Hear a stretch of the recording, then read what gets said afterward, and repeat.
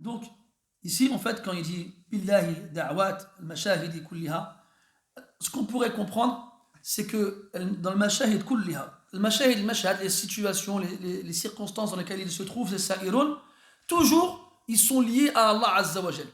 Toujours, ils pensent à Allah Ta'ala et toujours, ils ont peur en pensant à Allah qu'ils n'acceptent pas de leurs actions. Ils ont peur en pensant à Allah dans toutes les circonstances dans lesquelles ils sont. Même quand ils prient, toi tu es là en train de prier, tu es tout seul. C'est ça qui est extraordinaire. Tu es tout seul, chez toi, la lumière est éteinte, les gens ils dorment, en train de prier. Tu lis le Coran, tu te sens bien, tu n'as pas envie de t'arrêter. Et à ce moment-là, tu dis, je suis dans une action, elle est bien. Et dans n'importe quelle situation, parce que toi, enfin les gens normaux, quand je dis normaux, en termes de foi et de croyance, eh bien, quand ils font des péchés, ils ont peur. D'accord? Il fait un péché, il dit, astaghfirullah, je suis en train de désobéir à Allah. Imagine, il me punit. C'est comme ça qu'on réagit normalement. Quand on fait un péché, on doit avoir cette peur qui nous met mal à l'aise. Imagine-toi que eux, ils ont cette peur-là quand ils font des bonnes actions. Ils ont cette peur-là pendant qu'ils font des actions méritoires et vertueuses. Mais c'est pas la même. Le pécheur, il a peur de la punition. Lui, le vertueux, il a peur que son action ne soit pas acceptée. Il a peur qu'elle ne soit pas complète. Il a peur qu'elle soit pervertie par certaines choses dont on a parlé tout à l'heure. Donc la peur, elle quitte jamais leur cœur. Ils sont toujours peur. Comme Allah dit dans le Coran. Les croyants, les vrais, sont ceux qui, lorsqu'on leur évoque Allah, leur cœur, ils frémissent, ils tremblent de peur. Al-wajal, c'est la peur. Ils ont peur. Quand on leur parle d'Allah, ils ont peur. Et aussi, parce qu'ils sont conscients. Quand bien même, tu es en train de faire une prière, masha'Allah, et tu es loin de al-riya, l'ostentation, tu es loin de la fatuité, al-ujb, tu es loin de ces afat, de ces méfaits qui polluent l'action, il est conscient, lui, que quelle que soit la beauté et la perfection de son action, elle ne sera jamais suffisante pour, comment dirais-je, adorer Allah comme il le mérite. Ce ne sera jamais suffisant. Comme il a été rapporté dans l'Athar, sur la résurrection, quand Allah Ta'ala, il déchirera les cieux et il fendra la terre, les anges y verront, ils assisteront à ça et ils tomberont prosternés en disant Subhanaka Rabbana ma abadnaka haqqa ibadatik.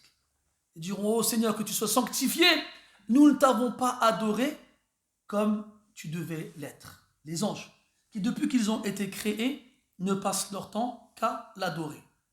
Des anges qui ne peuvent pas tomber dans le péché. Et pourtant, ils diront ça.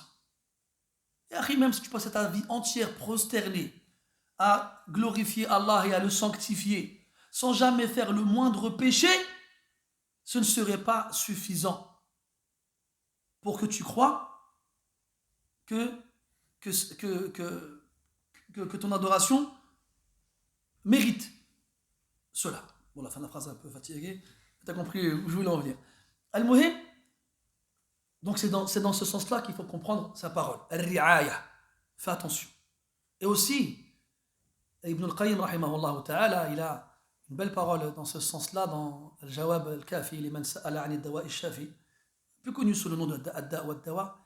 Il dit les salihin, ils ont des péchés qui ne sont pas comme ceux des autres.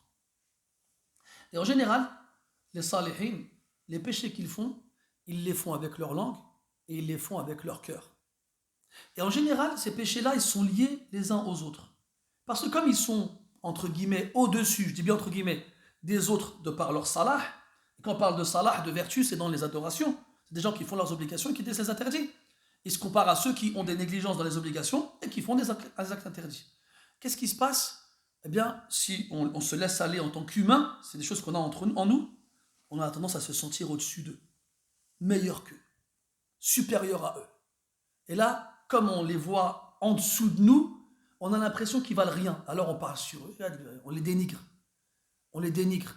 Et là, dénigrer un musulman, c'est un péché qu'on fait avec le cœur. On va les détester. Et c'est un péché qu'on fait avec le cœur. On va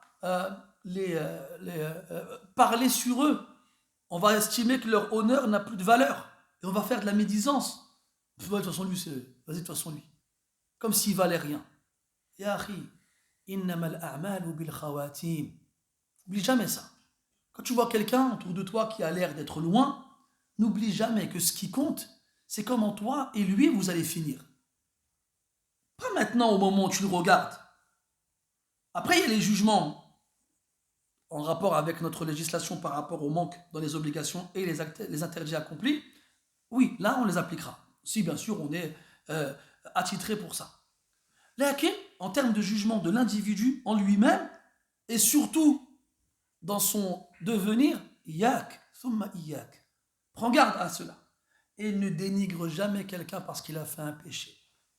Dans le hadith, il dit Man ayyara akhahu bi dhanbin lam yamut hatta yaf'alah. Celui qui dénigre son frère pour un péché, il ne mourra pas avant lui-même de l'avoir accompli. Et dans l'autre version, il disait La tudhiri shamatata ala akhik faqad yu'afihi Allah wa yabtalik. Dieu ne montre jamais ta joie à ton frère du péché qu'il a accompli. Parce que des fois, c'est carrément des choses qu'on ressent. T'imagines, toi? On voit des gens dans le péché, on est content, ah, c'est bien. Comment ça, c'est bien? C'est extraordinaire. Comment tu peux être heureux que quelqu'un fasse un péché?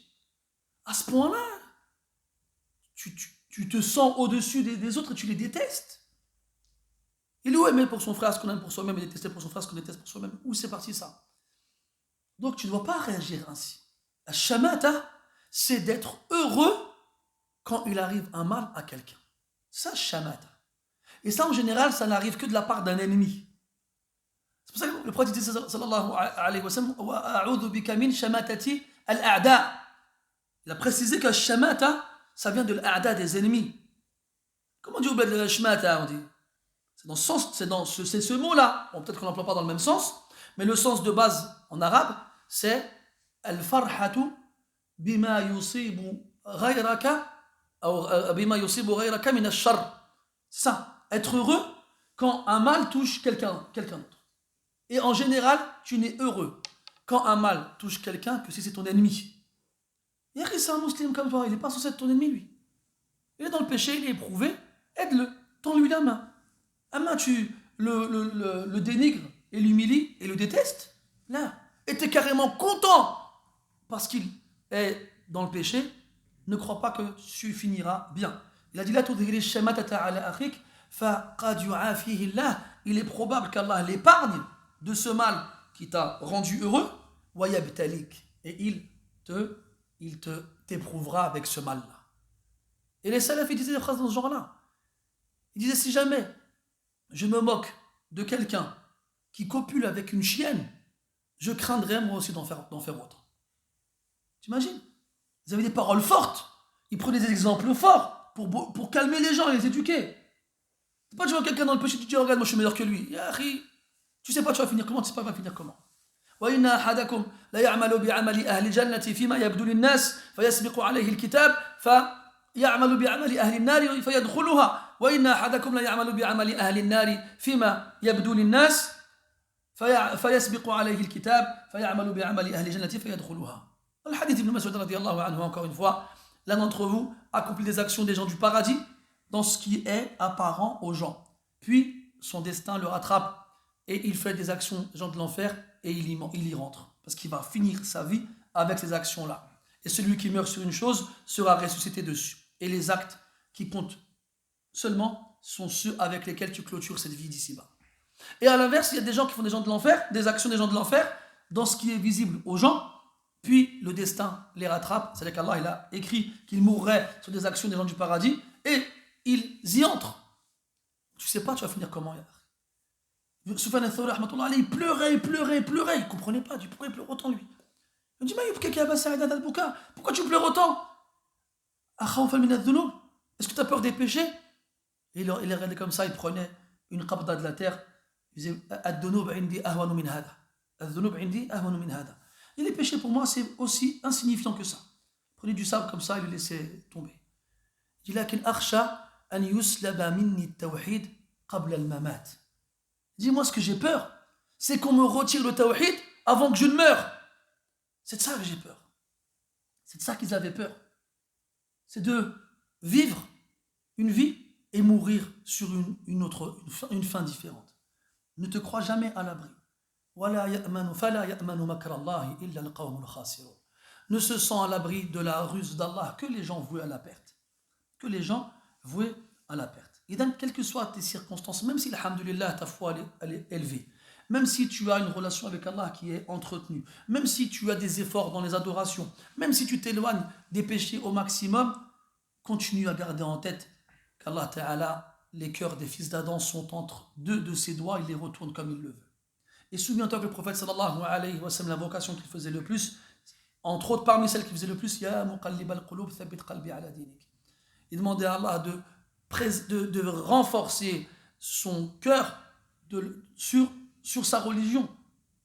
C'est des choses qu'on doit toujours garder en tête. C'est ça qu'il a voulu dire ici, rahimahullah ta'ala, billahi da'watu al-mashahidi kulliha khawfan ala al-imani min nuqsani.